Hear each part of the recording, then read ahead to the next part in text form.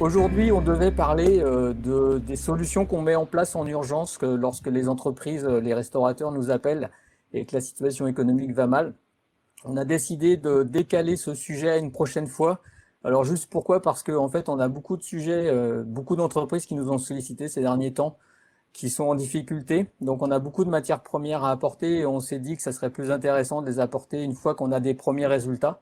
Là, notamment avec Didier, on revient d'un rendez-vous avec un restaurateur qui est en grande difficulté. Donc bah voilà, puis pareil, Christophe de son côté, il a des éléments, donc on reviendra sur le sujet. Donc du coup, aujourd'hui, on va parler de l'optimisation du recrutement. Et alors, juste avant de vous laisser la parole, je voulais apporter un petit éclairage, une petite mise à jour des chiffres. Je suis allé sur les chiffres de l'URSSAF ce matin et on s'aperçoit que l'effectif salarié qui est dans la restauration, l'hôtellerie-restauration est toujours en augmentation. Et donc c'est pour mettre en perspective par rapport à avant le Covid. Donc les chiffres sont supérieurs avant le Covid. C'est-à-dire qu'il y a toujours plus de salariés dans le secteur de l'hôtellerie-restauration qu'avant. Donc bah, je vous laisserai commenter ces chiffres. Et puis un autre chiffre qui est intéressant, c'est concernant comment dire, les taux de démission de CDI dans le secteur de la restauration, qui est beaucoup plus important que tous les autres secteurs, hein, commerce, construction, industrie, et aussi beaucoup plus important que 2019 si on compare. Donc c'est des chiffres de 2022. Dans l'hébergement restauration, ce taux se situe à 31%. Voilà, donc pour vous dire que bah, la difficulté de trouver des gens, de recrutement est toujours plus intense que jamais. Et donc, bah, il est toujours intéressant d'optimiser ce processus de recrutement. Donc, messieurs, bah, je vous remercie de commenter un peu ces chiffres et puis bah, aussi de parler des solutions que vous mettez en place pour trouver des solutions. Qui c'est qui voulait commencer, peut-être? Honneur aux anciens, je pense, hein. Oh, Toujours? c'est Bon, gentil. allez. C'est gentil, Christophe. Alors, et moi, je pense que fondamentalement, il y a un certain nombre d'écueils que doivent franchir les chefs d'entreprise. C'est d'abord un écueil générationnel. La majorité du personnel qui est embauché dans l'hôtellerie, la restauration en ce moment, font partie de ce qu'on appelle la génération X et la génération Y, c'est-à-dire des gens qui sont nés après 1980 et qu'il faut comprendre que ces gens-là ont des aspirations, enfin ces jeunes-là ont des aspirations qui sont totalement différentes de ce que nous avons connu. On fait tous plus ou moins, tous les chefs d'entreprise aujourd'hui font plus ou moins partie de ce qu'on appelle la génération des boomers, des baby boomers, c'est-à-dire des gens qui sont nés entre 46 et 64 euh, pour la majorité. Et donc il y a un problème de génération. Il faut avant tout essayer de comprendre ces nouvelles générations qui ont des aspirations différentes. Euh, Ils sont beaucoup plus axés sur le développement personnel qu'on ne l'était. Ils sont donc ça veut dire ils vont choisir des opportunités. Il faut leur proposer des formations. Il faut leur proposer une évolution possible de carrière. Et paradoxalement, ces gens-là ne veulent plus faire de sacrifices sur les horaires de travail. Donc il faut s'adapter. Et pour s'adapter, l'une des solutions, c'est entre autres d'augmenter le nombre de lignes sur le planning horaire, c'est-à-dire plutôt que de proposer des horaires à coupure, eh bien, il faut réorganiser le travail pour qu'il y ait des gens qui travaillent le matin et d'autres personnes qui travaillent le soir. En cuisine, ça peut être peut-être plus facile qu'en salle parce que en cuisine, on peut très bien bâtir une équipe de production et puis une équipe qui assure le service qui bien souvent a besoin d'être moins compétente que l'équipe de production. En salle, c'est un peu plus compliqué. En salle, il faut admettre qu'il faut peut-être embaucher des gens qui travaillent le matin, d'autres personnes qui travaillent le soir. Donc, ça sera peut-être des temps partiels, des gens qui ne sont pas forcément du métier, qu'il faudra former, il faudra leur apprendre les bases du métier. Et moyennant quoi, on va arriver à fidéliser le client. Mais à fidéliser, pardon, pas le client, à fidéliser les salariés. C'était un lapsus révélateur. Euh, mais il faut aussi comprendre que ils ont besoin de reconnaissance avant tout. Euh, Moi, j'en parle souvent de l'exemple de Éric Guérin de la Mare aux Oiseaux, qui a un étoilé Michelin, qui est un bon exemple. Il a reçu le premier label Marianne qui concerne justement la façon dont on traite le personnel. Et il y reconnaît lui-même, son personnel reste 2 ans et demi, 3 ans, 4 ans dans son établissement, alors qu'ils ont les mêmes salaires que dans d'autres établissements étoilés et où ils restent beaucoup moins longtemps. Donc ça tient uniquement à la façon de les traiter. Il faut savoir reconnaître les compétences du personnel et leur dire. Il faut pouvoir les mettre en avant. Moi, je regarde beaucoup les réseaux sociaux et j'aime bien quand un restaurateur, il met une photo de son équipe, il dit, voilà, c'est pas moi qui travaille, c'est eux. Et donc, il valorise individuellement chaque personne en la mettant en avant. Quand il y en a un qui réussit un diplôme, il le dit. Quand il y en a un qui fait quelque chose de bien, il le dit. Et il le communique à tout le monde. Donc, c'est une reconnaissance pour le personnel. Donc, il faut arriver à comprendre que, avant tout, si on veut fidéliser et faciliter le recrutement, il faut en premier lieu apprendre à bien traiter son personnel. C'est fini l'époque. Moi aussi, j'ai connu quand j'étais apprenti à 14 ans, ça marchait, comment je vais dire, de façon beaucoup plus virile. Aujourd'hui, on n'a plus le droit, mais il faut apprendre ça. Les chefs d'entreprise doivent apprendre que s'ils veulent conserver leur personnel et en trouver, eh bien, il faut qu'ils apprennent à donner de la reconnaissance au personnel. Et même en les payant le même salaire que dans les autres entreprises, ils les conserveront de façon plus facilement. Et deuxième chose, il faut être créatif au niveau des ce que j'appelle les avantages sociaux. Aujourd'hui, on voit plein d'annonces, recherche chef de cuisine, recherche serveur, recherche maître d'hôtel. Oui, d'accord, bah, tu recherches un chef de cuisine, un maître d'hôtel, un serveur, comme tout le monde, hein, puisque tout le monde en cherche en ce moment. Mais la question qu'on se pose, c'est qu'est-ce que tu proposes de plus pour qu'ils viennent chez toi plutôt que chez ton voisin? Donc, soyez créatifs au niveau des avantages sociaux. Est-ce que vous pouvez les loger? Est-ce qu'ils ont 2 jours de repos consécutifs? Est-ce qu'ils ont des horaires continus? Etc. Donc, tout ça, ce sont des avantages sociaux qu'il faut arriver à mettre en avant. Et c'est la seule méthode qui fera que vous trouverez plus facilement du personnel. On va demander l'avis de Christophe sur ces points-là, mais je pense qu'il partage mon avis. Oui, ben moi je t'écoutais parce que c'est vraiment ton domaine. Et moi, je bois tes paroles et puis au quotidien, effectivement, j'essaye de mettre en application. Et donc, pour te rejoindre, tout simplement, c'est que effectivement, en ce moment, bah, et je suis sur une grosse mission sur donc un restaurant, on va dire plus snacking. Et effectivement, moi, je me suis aperçu que la première chose que j'ai faite, que j'ai fait en arrivant, plus exactement, c'est j'ai commencé à dialoguer avec le personnel, à comprendre quel était chaque poste. Parce que moi, tout de suite, je me suis dit, tiens, au lieu de faire un recrutement, puisque il voulait, alors ce qui était paradoxal, c'est qu'ils voulaient se séparer d'une partie de leur personnel et recruter du personnel. Et je leur dis, ben, c'est stupide, parce que le recrutement interne, il faut le valoriser, parce qu'effectivement, on peut chercher en externe, et ça, tu pourras en parler, puisque ça fait partie aussi de ton métier et tu sais très bien le faire. Mais en interne, parfois, c'est pas la peine d'aller chercher très loin. Le problème, c'est qu'il y a un manque de communication. Et là, je suis face à un chef. Alors, pour donner un peu le cadre, moi, j'ai décidé d'être dans l'amplitude de l'entreprise. Il faut savoir que dans cette entreprise, il travaille environ 5h30 par jour, mais sur 6 jours. Ouais. Voilà, c'est-à-dire en accord avec les salariés, le patron a dit voilà, c'est vous qui choisissez. Et donc à la majorité, les salariés ont préféré travailler 6 jours, tu vois, mais par contre 5h30 par jour. Et puis petite particularité, c'est que le patron a accepté que s'ils ont fini au bout de 4h30, eh ben ils partent. Bien évidemment pas les cuisiniers, parce qu'il faut produire, mais pour d'autres, j'allais dire au sein de leur entreprise, certaines fonctions, donc comme ceux qui font le nettoyage, etc., il n'y a pas de problème. Des fois, au bout de 4h30, 5h, ils peuvent partir. Donc c'est un arrangement. Moi, une fois que je suis arrivé là-dedans, je me suis dit, tiens, je vais voir leurs fonctions, puis je vais leur demander des choses. Et par exemple, une chose toute bête, je montre au chef que pour avoir des idées, il suffit simplement de démultiplier. Et donc, j'ai démultiplié, c'est-à-dire, j'ai demandé à chacun qu'est-ce qu'il voulait faire comme sandwich, comme plat, comme salade, etc. Et chacun m'en a donné. Alors, bien évidemment, on en demande un, chacun m'en a ramené 3 ou 4. Et moi, j'ai pu, justement, avec ça, d'abord, les remercier. Et il y en a beaucoup qui m'ont dit, effectivement, et là, je te rejoins, on m'a jamais dit, c'était bien, et on m'a jamais remercié de ramener une recette. C'est bizarre, hein. On est en 2023 et j'ai l'impression qu'on ne sait toujours pas communiquer.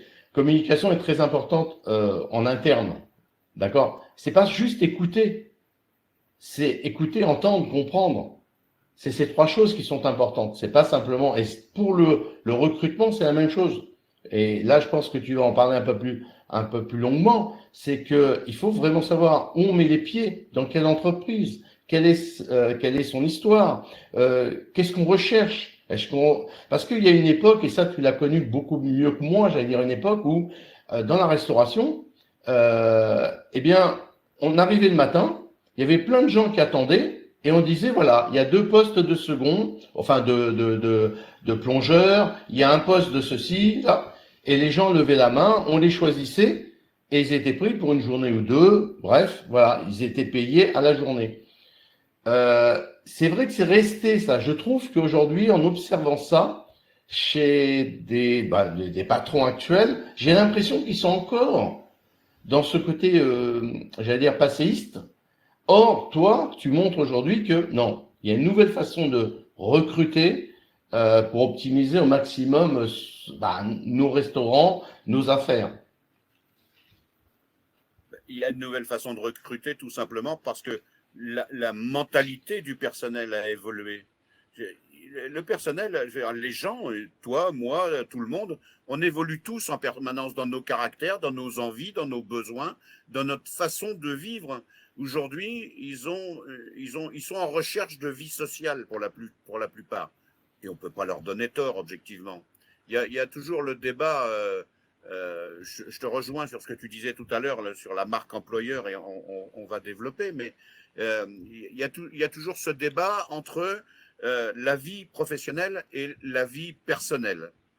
Alors, d'aucuns diront que quand on est passionné, la vie personnelle disparaît au profit de la vie professionnelle. Mais aujourd'hui, les gens, ils n'ont plus envie de ça. Ils ont envie d'être passionnés par leur métier, ce qui est bien, mais ils ont aussi envie d'avoir une vie personnelle, une vie sociale extérieure.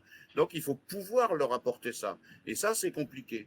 Le deuxième point, c'est que, pour dire les choses de façon triviale, dans l'hôtellerie et dans la restauration, on a tendance à embaucher ce que j'appelle à l'arrache.com. C'est-à-dire que j'ai un besoin, il y en a un qui passe devant la porte, vas-y, rentre, fais-moi voir ce que tu sais faire. Oui, mais est-ce que son savoir-être à cette personne va correspondre au savoir-être de l'entreprise? Est-ce qu'il va correspondre à ce que l'on appelle la marque employeur de l'entreprise? La marque employeur, c'est l'histoire de l'entreprise, c'est les valeurs qu'ils veulent développer, qu'il faut mettre en avant. Est-ce que cette personne va adhérer aux valeurs de l'entreprise? Donc, au lieu d'embaucher à l'arrache.com, il faut se poser tranquillement et faire une vraie réunion de recrutement. Un entretien d'embauche, ce que l'on appelle un entretien d'embauche, ça dure minimum 30 minutes avec une trame bien bâtie, des questions auxquelles il faut répondre, et puis un ressenti, mais au cours duquel on va pouvoir discuter avec la personne, juger de son savoir, bien entendu, de son savoir-faire et de son savoir-être. Et Mais le problème, attends, c'est que… Oui. excuse-moi de te couper 2 minutes, mais qu'est-ce que tu réponds à quelqu'un qui te dit, un chef d'entreprise qui te dit, écoute, moi j'ai pas le temps de tout ça, ton recrutement c'est bien, mais moi j'ai pas le temps, il faut tout de suite avoir du personnel et en plus, voilà, il faut qu'il soit, j'allais dire, compétent et prêt instantanément, on allait dire un peu comme ça. Qu'est-ce que tu réponds à ce genre de… Alors, je vais lui répondre de façon très simple. Je vais lui dire que le turnover du personnel dans une entreprise coûte très cher. On estime, statistiquement, c'est facilement vérifiable, on estime que, par exemple, pour remplacer un chef de cuisine qui toucherait 3 500 € bruts par mois, ça peut coûter jusqu'à 30 000 € par an de perte. Donc la solution, c'est il vaut mieux payer des gens qui sont spécialisés dans le recrutement, qui vont bien entendu vous prendre des honoraires, mais qui seront moins élevés que le coût du turnover dans votre entreprise. Parce que quand on embauche une nouvelle personne, elle n'est pas opérationnelle tout de suite. Il faut parfois la mettre en doublure. Le temps de monter en gamme, tout ça, ça prend du temps, ça prend de l'argent. Donc, au niveau de la productivité, ça coûte de l'argent. Donc, il vaut mieux payer des entreprises spécialisées. Oui, mais Didier, mais en allant un peu plus loin, je me fais l'avocat du diable. Ok, mais moi, je vais te payer, par exemple, tu vas venir, je vais te payer, tu vas être un chasseur de tête. Je t'ai demandé un petit peu les critères que je recherchais. Tu viens avec... alors, qu'est-ce qui fait que moi, à la limite, je vais accepter de passer par toi, alors que je peux croire ma bonne étoile et finalement me dire que je vais passer une annonce un peu dans le bon coin, finalement je retrouverai quelqu'un, et puis même s'il n'est pas... Allez, j'en prendrai deux pour le prix d'un, et puis ça ira bien. Qu'est-ce qu'on pourrait dire? Parce que, bien évidemment, je pourrais apporter ma pierre à l'édifice, mais j'aimerais t'entendre là-dessus. Qu'est-ce que l'on peut donner, j'allais dire, d'arguments au patron pour qu'ils se disent, allez, je joue le jeu avec vous et on y va? Eh ben, je répondrai à ce patron que tous les cabinets de recrutement sérieux offrent de toute façon une garantie de remplacement si le salarié ne convient pas pendant la période d'essai. Donc ça veut dire qu'un cabinet de recrutement sérieux, il s'engage à proposer un autre candidat qui correspond au poste gratuitement si le premier ne fait pas l'affaire. Donc, je veux dire, il y a quand même une certaine garantie. Mais c'est bien de poser la question comme ça, mais il faut aussi poser la question dans l'autre sens. Ça veut dire que quand une entreprise recherche un employé, quel qu'il soit, quel que soit son niveau, qu'il soit cadre ou pas, il faut aussi il faut que le recruteur pose les bonnes questions à l'entreprise, quitte à bousculer parfois un petit peu. Je veux dire, c'est comment vous traitez vos salariés? Quel est votre taux de turnover? Et combien est votre équipe et combien avez-vous passé de salariés l'année dernière? Moi, je me souviens d'une entreprise qui était en région parisienne. Ils avaient un taux de turnover de 98%. Est-ce que le problème vient des employés ou est-ce que le problème vient de l'entreprise avec 98% de turnover? Moi, la réponse est simple. Le problème vient du management, de la façon de traiter le personnel. Parce que 98%, c'est hors norme. Donc, oui, mais... effectivement, quand il avait besoin de personnel, c'était à Paris, il avait besoin de personnel, il descendait dans le métro, tu veux bosser, ben viens. Ah oui, mais c'est pas comme ça que ça marche, quoi. Oui, mais si tu veux, je te rejoins, mais je vais un peu plus loin. On s'aperçoit aujourd'hui que les fast-food, sans les nommer bien évidemment, et tout ce qui est un peu, donc effectivement le food truck, oui c'est food truck ou autre, sont en train eux ils ont un système qui est totalement différent. Je vais pas citer des marques, mais des enseignes, mais on s'aperçoit que eux c'est un système où on vient, on rentre dans un moule. On reste le temps qu'on doit rester, peu importe, et on part. Dans une entreprise de restauration traditionnelle, la problématique, elle est toujours la suivante, c'est si j'embauche quelqu'un, je vais appeler mon service de comptabilité, je vais faire rentrer cette personne, si elle repart, au bout d'un certain moment, bah déjà ça me coûte de l'argent, parce que j'ai des papiers à faire, il faut que je lui paye tout ce que je dois lui payer, et donc tout ça finit par coûter très cher. Donc, moi, j'allais dire, je suis toujours un peu effaré de voir que ces entreprises, elles fonctionnent comme ça et ça marche. Est-ce qu'il y a, j'allais dire, est-ce que tu peux nous donner, face au recrutement, comment elles fonctionnent Alors, le système des fast-food, d'ailleurs, on peut citer une enseigne qui a été précurseur en la matière, c'est McDonald's. McDonald's a été parmi les premiers à proposer un système différent. C'est-à-dire que dans la restauration, en général, on dit, voilà, moi j'ai besoin de quelqu'un de 12h à 15h et de 18h à 22h. Et généralement, c'est tu prends ou tu laisses. Hein. Eux, ils ont fait la démarche inverse. Ils ont dit, voilà, donnez-nous votre planning personnel, donnez-nous votre vie sociale, Et nous, on va vous construire un planning en fonction de vos disponibilités. C'est-à-dire, voilà, vous êtes disponible le lundi de 10h à 15h, vous êtes disponible le mercredi de 12h à 14h, eh bien, OK, on vous propose un planning qui correspond à vos besoins, à vos libertés. Et c'est pas toujours possible à faire, c'est pas toujours facile à faire, mais je veux dire, ça donne la notion de la différence qu'il y a entre les fast-foods et la restauration traditionnelle. Ensuite, je dirais qu'il y a une forme de management différente. Généralement, dans la restauration rapide, pour schématiser, on a une forme de management qui repose sur l'héritage du taylorisme, c'est-à-dire que où on dissèque chaque geste à l'extrême et il y a juste à appliquer, je dirais pas de façon stupide, mais de façon rigoureuse les gestes qu'on nous enseigne, c'est minuté, etc. Il y a même une sonnerie qui retentit toutes les 20 minutes pour penser à aller se laver les mains. Je veux dire, voilà, on a enlevé aux salariés toute idée d'autonomie. Dans la restauration traditionnelle, moi personnellement, je plaide pour ce qu'on appelle la DPO, c'est-à-dire la direction par objectif, où on confie au personnel une mission. Voilà. Et il peut déroger aux enseignements du chef d'entreprise. Et le chef d'entreprise doit accepter d'être contredit.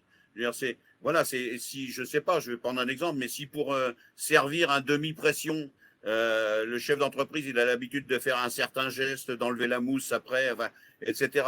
Et que le salarié il le fait différemment, qui prend une demi-seconde de plus, mais qu'il n'a pas de mousse à enlever, eh bien, si le résultat est le même, pourquoi on voudrait l'obliger à appliquer exactement les mêmes gestes que ce que veut le chef d'entreprise? Donc, il faut leur donner une certaine liberté d'action.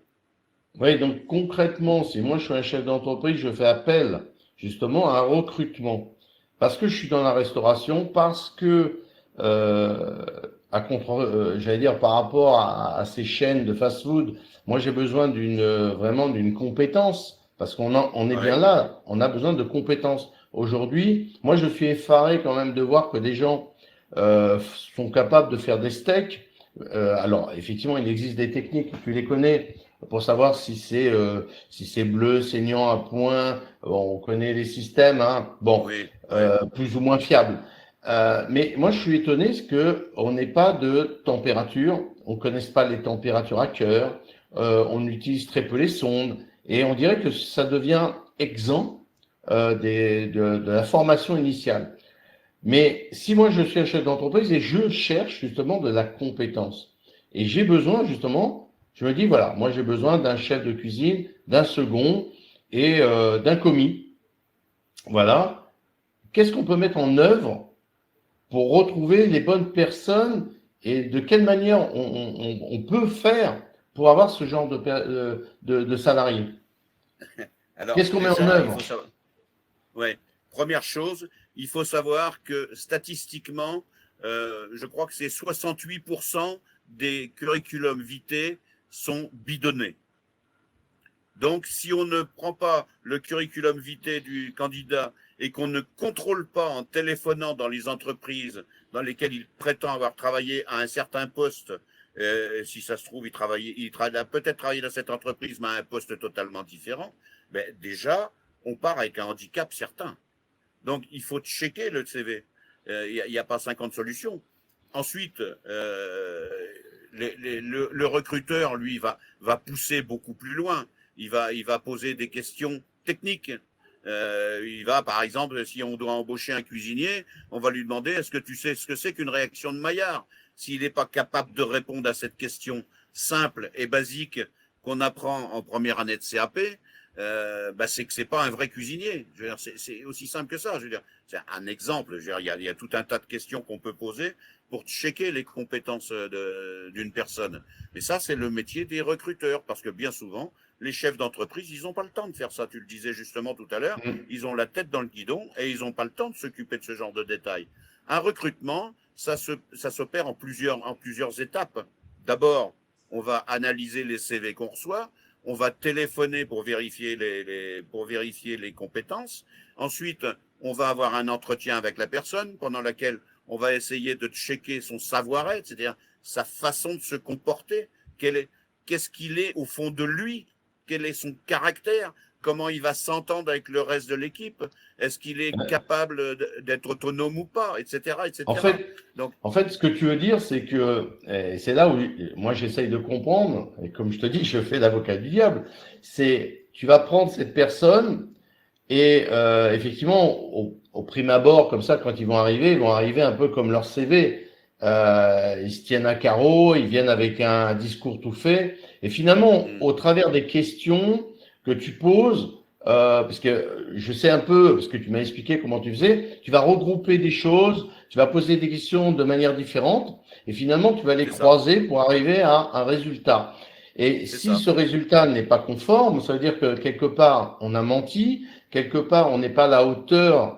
En tous les cas, on n'est pas, on va pas être capable de pouvoir, voilà, exercer ce poste et cette mission. D'ailleurs, vous avez vu un chef de cuisine et vous êtes rendu compte qu'en fait, effectivement, c'est sans doute un très bon cuisinier, mais c'est absolument pas un chef de cuisine. C'est-à-dire que il oublie que si on va pas grammer les choses, on va pas avoir un cadencier, etc., et que on met pas tout ça en place, et bien effectivement, on fait pas gagner d'argent à notre entreprise. Et donc, c'est bien de faire à manger qui est bon, mais si derrière c'est pas on n'a pas de suffisant. bénéfice, c'est pas suffisant. Donc, le rôle du chef, puisque moi je suis quelqu'un qui suis pour qu'il y ait un diplôme de chef. Moi, je voudrais un diplôme de chef au même titre que qu'on va prendre les ressources humaines, on a un diplôme de ressources humaines, etc. Parce que je pense que ce métier-là, aujourd'hui, il ne peut plus être galvaudé. Et voilà. Je suis d'accord avec toi parce que d'abord, chef, ça veut dire quoi? Il faut différencier parce qu'il y en a beaucoup qui se disent chefs. Ils se disent chefs parce qu'ils travaillent tout seuls dans une cuisine. Ils sont pas chefs, ils sont cuisiniers sachant travailler seuls. Ce qui n'a absolument rien à voir. Un chef, il est capable de diriger une brigade, d'avoir des chefs de parti, etc. Et puis, effectivement, il est responsable de l'hygiène et il est responsable de la rentabilité de ce qu'il produit. Donc, c'est deux métiers complètement différents. Et D'où ça, tu peux le l'importance de bien découvrir. checker. Ah ben Ça, ça, tu bien peux le sûr. découvrir au niveau de l'entretien, du travail que tu vas faire en amont pour en fait Bien sûr. donner un candidat qui sera.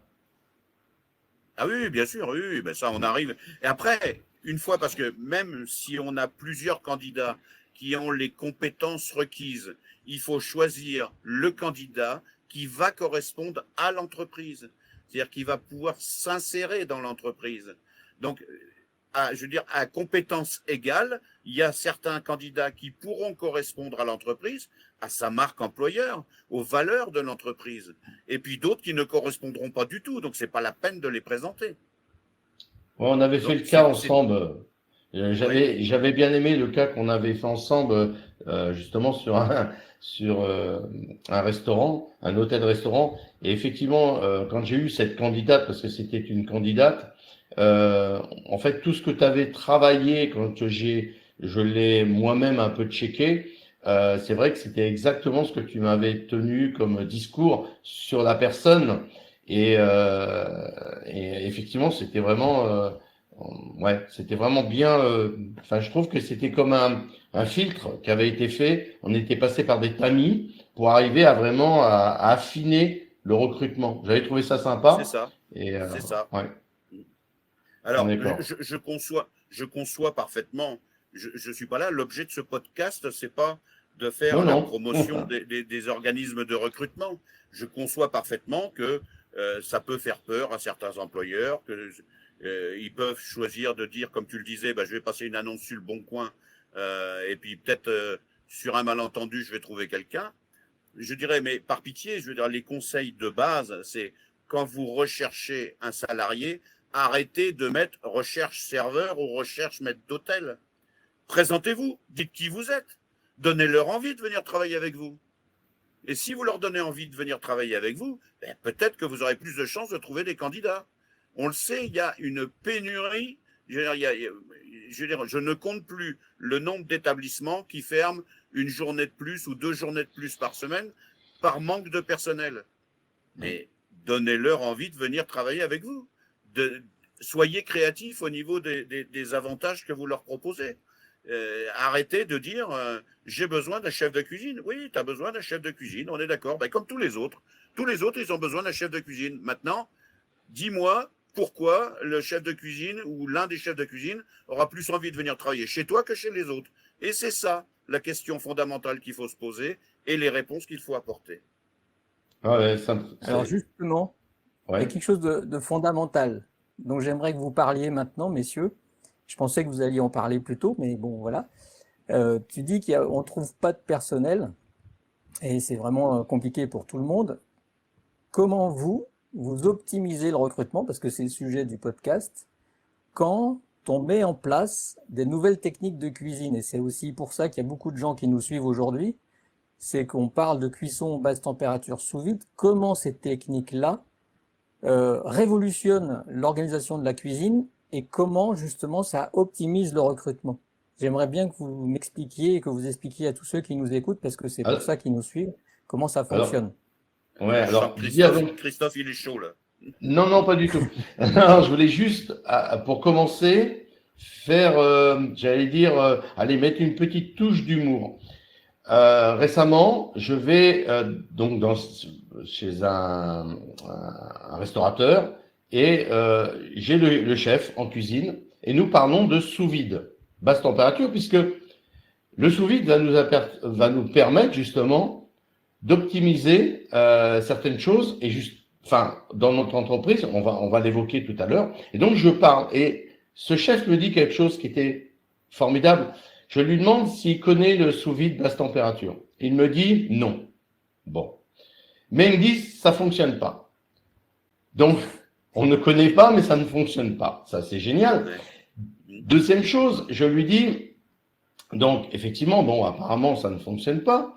Mais je dis, est-ce que vous seriez prêt à le faire? Il me dit non, parce que moi, je travaille qu'avec des produits frais. Alors, donc il connaît pas, il travaille avec des produits frais. Et donc, je lui dis, bah tiens, on va prendre, tu as une escalope. Comment tu fais ton escalope? Ben, il me dit, tu vois, moi, j'ai une escalope fraîche. Ben, je dis, ben, moi, tu vois, je vais prendre une escalope fraîche. Il me dit, bah, tu vois, je la cuis. Je dis, bah, tu vois, moi, je la mets dans un sac. J'y mets du beurre, j'y mets des choses, de la matière grasse, voilà. Et, du sel, du poivre. Et je la cuis. Et après, il me dit, oui, mais tu vois, moi, elle est cuite. Et puis moi, je lui dis, ben oui, tu vois, moi, elle est cuite aussi. Sauf que moi, elle est protégée et que là, je vais l'utiliser, si je veux, dans 15 jours, dans 20 jours. Et je vais la garder entre 0 et 3 degrés. Voilà. C'était une petite anecdote pour montrer que souvent, les gens ne connaissent pas, ne savent pas faire, ont quand même un avis. Et le pire, c'est que, comme ils ne savent pas, ils tiennent des propos qui sont un petit peu en dehors de la réalité. Alors, quels sont les outils, Didier? Déjà, première chose, sur la cuisson sous vide basse température, il faut savoir que partout où on l'a mis, et Christophe, tu peux en témoigner, partout où on l'a mis, on génère à peu près 25% d'économie de frais de personnel en cuisine. Pourquoi? Parce qu'on fait la production en et qu'au moment du coup de feu, à vrai dire, il n'y a pas de coup de feu, ou très peu. Parce que le fait de régénérer, ça facilite grandement la vie. Ensuite, pour ceux qui ne connaissent pas, on va quand même leur faire un peu d'histoire. En 1974, Georges Pralu, le chef de cuisine Georges Pralu, qui était quand même connu, a mis au point la cuisson sous vide basse température pour les frères Trois Gros, qui sont 3 étoiles Michelin et qui le sont encore depuis, c'est la 4e génération, je crois, qui font 3 étoiles Michelin depuis 4 générations. Donc, et aujourd'hui, 98% des restaurants étoilés travaillent avec la cuisson sous vide basse température. Donc, si ça fonctionnait pas, à mon avis, ces gens-là, ils l'utiliseraient pas. Donc, il faut arrêter de dire des bêtises ou de parler de choses qu'on ignore. Ensuite, ça permet des avantages énormes. Ça permet, comme tu le disais si bien, de conserver. Moi, j'ai l'exemple, j'en parlais à Xavier ce matin, j'ai l'exemple d'un client sur lequel je suis intervenu qui produit tout. Il a une équipe de production et une équipe d'envoi. une équipe d'envoi qu'il a formée lui-même, je veux dire, c'est pas forcément des cuisiniers professionnels, et une équipe de production avec un chef de cuisine, un second, etc. Mais il cuisine tout en basse température, en sous-vide basse température, et avec ses tests de vieillissement, il a obtenu l'autorisation, il conserve tout 21 jours. C'est-à-dire que tout ce qu'il produit aujourd'hui, il peut le garder pendant 21 jours. Donc, perte zéro. C'est-à-dire, il a réduit sa perte à zéro. Il faut quand même savoir que, statistiquement, et ça c'est facilement vérifiable aussi, 30% de ce qui est produit finit à la poubelle. Donc, à l'époque où nous avons des gens qui meurent de faim, à l'époque où on est en train de chercher, il faut savoir quand même qu'au mois de juillet, tous les ans, on dépasse la consommation planétaire. Je veux dire, c'est à partir de juillet, on mange sur l'année d'après, au niveau des ressources de la Terre. Donc, la lutte contre le gaspillage, c'est important. Ensuite, ça améliore considérablement le coût matière, ça améliore La le réduction goût, aussi. la texture. Il Ouais. n'y a pas de réduction, ouais. Oui, oui, Ouais. tu as raison. Donc, La je veux dire, réduction de cuisson. ouais, il n'y a que des avantages. Donc, on met en place des protocoles de façon précise. Je dirais même qu'à partir du moment où on a fait notre fiche technique et où le protocole est parfaitement respecté, il n'y a plus besoin vraiment des compétences extraordinaires d'un chef patenté pour reproduire, parce que après c'est juste à reproduire. On le sait bien, Mais- on rencontre tous les deux dans des établissements des chefs de cuisine qui n'en sont pas vraiment et qui arrivent à sortir des produits de grande qualité une fois qu'ils ont mis la cuisine basse température en place. Donc, il n'y a que des avantages à le faire. Ouais. Alors, c'est Justement, vrai que la qu'est-ce petite que ça part. change? Hein? Oui. Ouais, excuse-moi, qu'est-ce que ça change justement au niveau du recrutement? Parce que c'est ça le sujet. Euh, Comment on optimise le recrutement quand on utilise ces techniques? Ah, Tu l'as dit, on a bah, une équipe de ouais. production. Ouais. Donc, comment ça s'organise cette équipe de production? Le planning, quels sont les avantages? Et puis après, il y a l'équipe d'envoi. Qui c'est qu'on vient Ouais. former? Qui c'est qu'on vient recruter? Est-ce que ça facilite le recrutement aussi pour ces personnes? C'est ça que. Est-ce qu'on pourrait transmettre des infos utiles à ceux qui nous écoutent par rapport à ça? Oui. Alors, pour les Je vais inciter répondre. justement à Ouais. pratiquer cette technique pour aider au recrutement, parce que le but, c'est de trouver du personnel. Des chefs, on n'en trouve plus. Donc, comment mettons en place des nouvelles techniques qui nous permettent justement de recruter des personnes qui sont pas forcément du métier, qui sont peut-être des serveurs ou autres, et grâce à ces techniques. Avant que Christophe réponde, si tu permets, je vais vous donner un exemple. Il se trouve que moi, j'ai vécu à Lisbonne quelques années et que j'ai rencontré beaucoup de restaurateurs là-bas parce que c'est dans mes fibres et que j'ai rencontré, entre autres, il y avait 5 restaurateurs qui se sont mis ensemble. Ils ont embauché ensemble un chef de cuisine qui produisait en sous-vide basse température pour les 5 restaurants. Et dans chaque établissement, ils avaient juste un commis qui faisait l'envoi avec la photo du plat tel qu'ils devaient l'envoyer. Donc, ils n'avaient plus de besoin. Sinon, en temps normal, ils auraient eu chacun un chef et un commis. On est bien d'accord. Donc là, ils avaient chacun un commis qui faisait l'envoi. Et en extérieur, ils avaient un chef qui produisait pour les 5 restaurants. Des 5 restaurants qui n'appartenaient pas au même groupe. C'était 5 indépendants. On est bien d'accord. Donc, on voit bien qu'au niveau du recrutement, ça leur facilitait quand même grandement la vie, quoi, parce qu'ils avaient juste besoin de quelqu'un, et quand je dis commis de cuisine, c'est-à-dire qu'ils avaient pris quelqu'un, ils l'avaient juste formé à dresser les assiettes. Point. Il n'avait pas besoin de compétences particulières, il avait juste à suivre la photo qu'on lui donnait. Le seul qui était compétent, c'était le chef qui produisait pour les 5 restaurants. Vas-y, Christophe, Ouais, je te laisse la... Non, non, mais en fait, tu viens de répondre. C'est que, aujourd'hui, c'est ça le côté très simple et la solution. C'est que pour trouver quelqu'un qui a vraiment une grande technique, de la technicité, quelqu'un qui est capable de lever un filet, d'aller couper une pièce de bœuf dans une partie bien précise de l'animal, etc. Ça, c'est de la technique. C'est vraiment un métier très technique. Ensuite, qu'est-ce qu'on demande à celui qui va réaliser la recette? C'est suivre. Nous, ça nous arrive souvent de venir dans le cadre de formation où nous venons former le personnel. Nous mettons à disposition les recettes tout ce qui va être nécessaire à la fabrication chaque jour des produits. La personne suit, elle prend le morceau, elle le met, alors bien évidemment dans un sac, elle y met les épices correspondantes, elle va y mettre un temps, une température à cœur et un temps de cuisson. Bon, ensuite, on refroidit on passe en cellule de refroidissement et on stocke. Bien sûr, il y a une traçabilité, on stocke. Donc, tout à chacun aujourd'hui, on peut réaliser ce genre de choses si en amont, soit par un chef, soit par une formation, nous mettons en place, j'allais dire, cette structure. C'est ça qui est simple. En fait, quelqu'un pourrait même faire appel à nous, eh bien, ça pourrait aller très vite finalement. On analyse, on voit, on met en place et en 5, 6, 7 jours, on peut mettre une production en œuvre.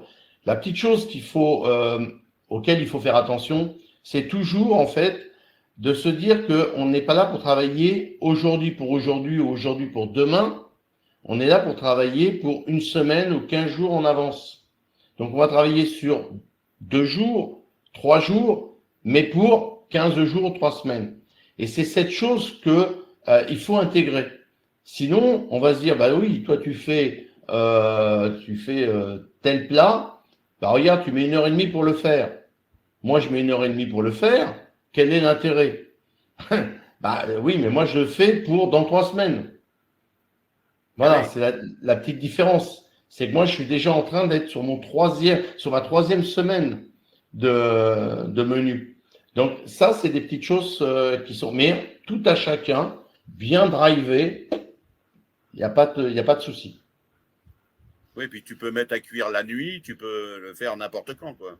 Exactement. Donc, Ben après, ça, c'est tous les avantages qui sont liés à le sous-vide, la basse température et le sous-vide en particulier. exactement, exactement. Je crois qu'on a perdu Xavier, non? Oui, apparemment, Xavier nous a quittés. Ouais, Il a estimé qu'on a été trop long. Je sais pas. c'est ça, c'est peut-être ça, ouais, c'est peut-être ça. Ok, bah je pense on a dit ce qu'on avait à dire de toute façon, hein. Oui, je crois que le tour, on reviendra de toute façon, je pense qu'on reviendra sur ce Oui, genre de podcast, euh, parce que optimiser le recrutement, ça se résume pas à ce qu'on a dit, c'est beaucoup plus vaste, mais voilà, ce sont des éléments. oui, ce sont les grandes lignes. Ça y est, on a récupéré Xavier. Bonjour Oui, Xavier. Oui, je vous ai tout entendu, hein, il n'y a pas de souci, j'étais là. Merci d'avoir évoqué ce sujet. Bah oui, parce que quand même, c'est là où on obtient, nous, les meilleurs résultats, hein, c'est quand on met en place les techniques de cuisson basse température sous vide. On a tellement d'entreprises avec ça que c'était dommage de ne pas en parler. Et que Bien sûr. aujourd'hui, vu les temps qui courent, il faut absolument basculer les organisations, changer les techniques en cuisine. Et c'est ce que d'ailleurs, avec Didier, on va mettre en place dans l'entreprise qu'on a vue aujourd'hui. Donc voilà, ça c'est vraiment un game changer, hein, comme disent les gens aujourd'hui. C'est ce qu'on vous préconise. Alors bien sûr, les techniques de recrutement dont Didier et Christophe ont parlé au début, bah, bien sûr, c'est essentiel. Mais voilà, c'est un tout. Et nous, on vous accompagne sur l'ensemble. Donc bien sûr, comme disait Christophe, il est tout à fait possible de nous appeler. On met en place ces techniques. On peut même mettre en place des relations, comme l'a dit Didier, inter-établissements. Je pense que là, on vient de donner une idée à beaucoup de gens.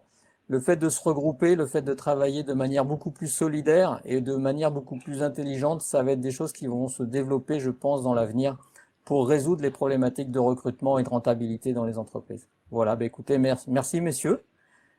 C'était très Merci à sympa et puis toi. bah, on se retrouve pour un prochain épisode. À très bientôt. À bientôt. à bientôt.